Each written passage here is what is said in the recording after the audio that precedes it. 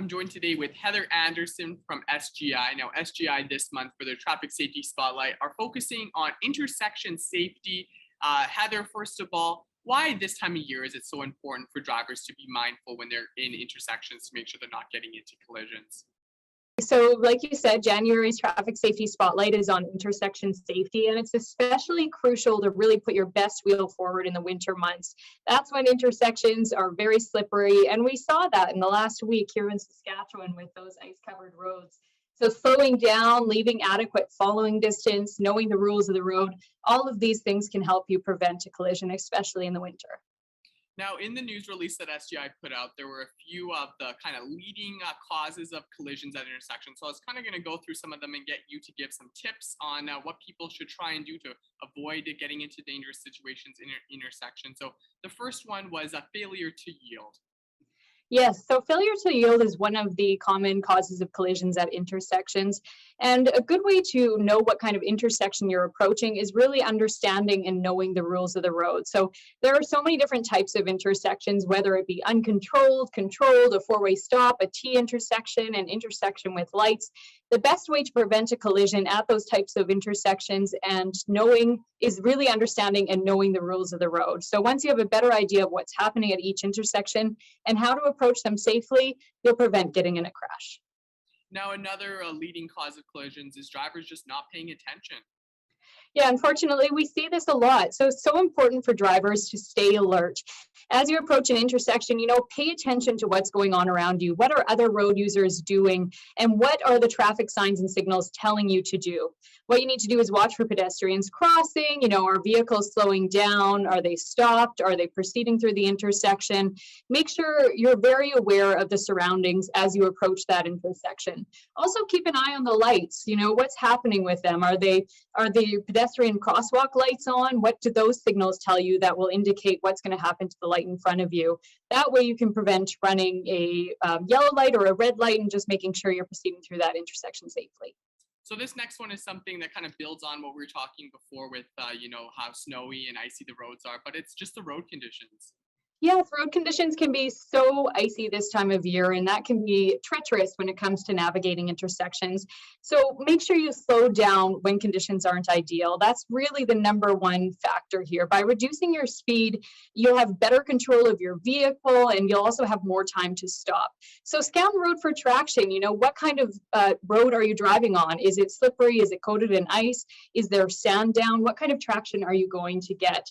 And once you've determined that, you can really drive in the lane that has the most traction and that will allow you to stop more easily.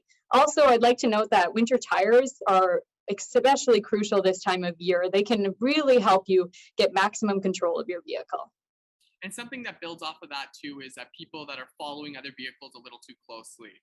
Yes, so leave a 5 to 6 second following distance, especially in the winter. This, along with driving at an appropriate speed, will really ensure that both you and your vehicle have enough time to anticipate what's happening in front of you and give you enough time to stop and react to what other drivers are doing on the roadway. So make sure there's that gap between you and the vehicle in front of you. And if possible, make sure that there's that gap between you and the vehicle behind you as well. That's a great way to prevent collisions and make sure you get to your destination safely. Now, you brought up winter tires as a great tool that drivers can have to help be a little safer when they're driving on the road in the winter time. What else can people do to help make sure that they're driving better in the winter? Yeah, so stay alert as you approach intersections. Like I said, scan the road for traction. Is there sand or is there bare pavement? And then really accelerate and slow down slowly. Do it all gradually while you're on the road, just to make sure that you can get maximum control of your vehicle. Also, give yourself more time to arrive at your destination safely. In the winter, it's going to take you longer to arrive at your destination than it would in the summer months. So just factor in that extra time before you leave the house. And if you are running late, perhaps running late is better than getting in a collision. So take that extra time if you need it. Arrive at your destination safely. That's the number one thing. And then slow down. It's really as simple as that. By reducing your speed, you will have better control of your vehicle. As well, at intersections with traffic lights, anticipate that light change and know the rules of the road. Like I said, there's a lot of different intersections to navigate, and especially in the winter months, it's even more important to understand what kind of intersection you're approaching and entering so that you can do so safely. Now, across the prairies, we're dealing with another deep freeze right now. So if people are unfortunate enough to get into a collision, what kind of stuff should they have with them in their vehicle to help make sure that they're, being able to stay warm and stuff like that? Yes, absolutely. So we do recommend, always making sure you're prepared with extra clothing. Make sure you have a vehicle safety kit.